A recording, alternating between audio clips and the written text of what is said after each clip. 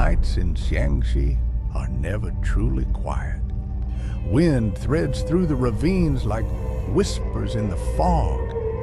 But what chills you most are the sounds you can't trace to any living mouth. Tonight, Lin Kui heard a metallic chime that didn't belong, like a bell announcing someone's arrival before the procession had even reached him. Corpse walking isn't about raising bodies to harm the living. It guides the dead along their final road home. The lantern leads the soul, and the walker never looks back. Rules are the only protection at night. The soul lantern is soul fire, lighting the road and the boundary between worlds. The corpse bell beats like a heart, proving the line is whole. What Lin Kui feared most was a heartbeat gaining one extra beat. For over 20 years, Lin Kui walked with the dead.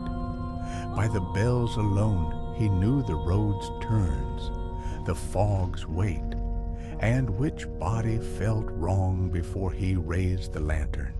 Tonight, the sound felt displaced.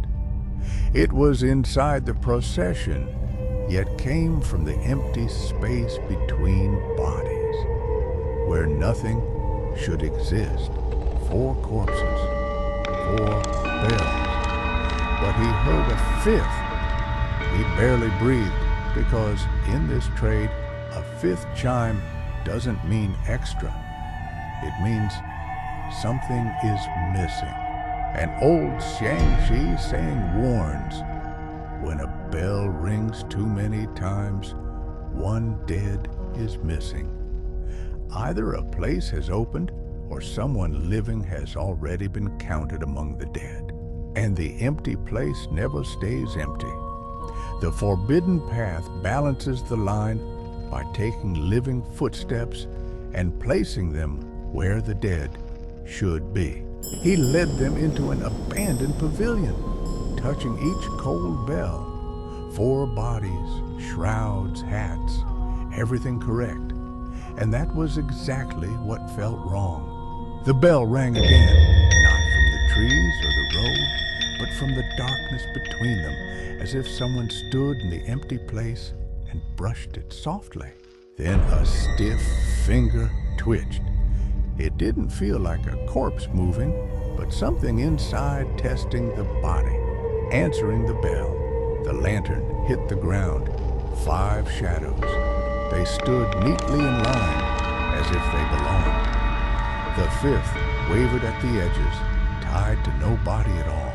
The 5th shadow moved with the bell, yet nothing stood before it. Lin Kui understood then, the procession wasn't 4. Someone unseen was walking with them. 10 years ago, he walked the night with a boy.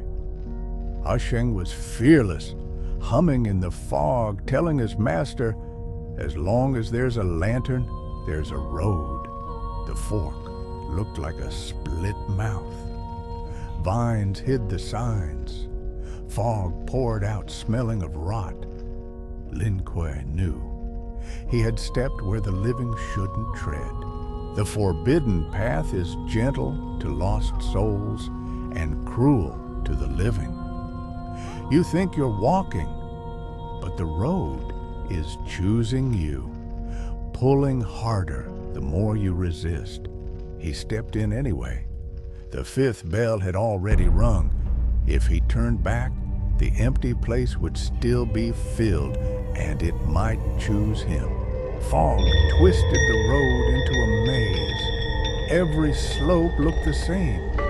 The bells drifted away, then snapped close, like someone stretching the line, then yanking it tight. Every rustle sounded like footsteps. Every shadow felt like pursuit. Lin Kui stopped counting shapes. He counted only bells. The deeper he went, the more it felt like waiting, for the empty place to fill, for the 5th one to claim a name. The ruins felt deliberately forgotten, Weathered stone, torn talismans, twisted trees, as if many had stopped here and never walked out. He recognized the path and his mistake. He thought he lost his apprentice. What he truly lost was the rule. Among the stones, the character Shang lay half covered in moss, a reminder, I was here.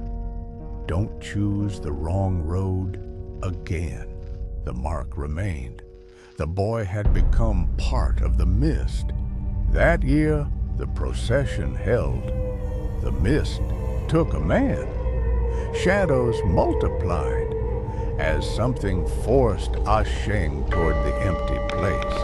Missing is what the living say. The forbidden path calls it being taken. A twisted shape slid through the fog. No feet, yet it carried weight. No eyes, yet it watched like it could feel his breath. When the lantern touched it, Lin Kui's heart dropped. Not a stray spirit. That outline, that presence, Sheng. He knelt in the empty place, half awaiting a command, half begging permission. Let me rejoin, let me go home. He wasn't lost. He couldn't leave. The forbidden path kept him as the gap filler's shadow, its fifth forever. The end wasn't a way back. It was a place built for farewells, where regret is swallowed and left behind. He hadn't come to punish anyone. He came to finish one last step of the road, home. The flame was a guide and a repayment, a master lighting the words he owed for 10 long years. The ghost finally let go, like clenched fog loosening, revealing the boy's shape beneath it. 10 years of weight lifted off the road, so much that even the fog seemed to breathe lighter. Go home. With those words, the empty place stopped demanding a living body to fill it. Only 4 shadows remained. The 5th place was empty. Yet for the first time, it didn't feel hungry. Some roads end only when completed.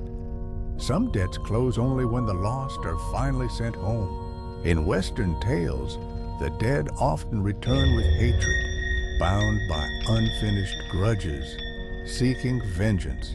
In China, the dead return for unfinished roads, not to harm the living, but to find their way home. Corpse walking was never about making bodies jump, nor about disturbing the living.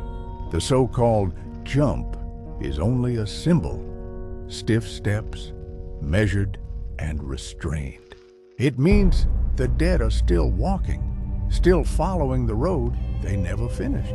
A corpse walker is not a sorcerer, but a guide, one who walks ahead so the lost may follow. The lantern marks the path. The bell keeps the count. Order is what allows the living to return.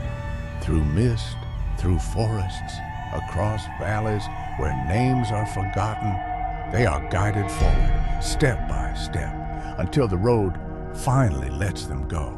The lantern will fade, the bells will fall silent, but in the valleys of Xiangxi, the footsteps of the dead have never truly vanished.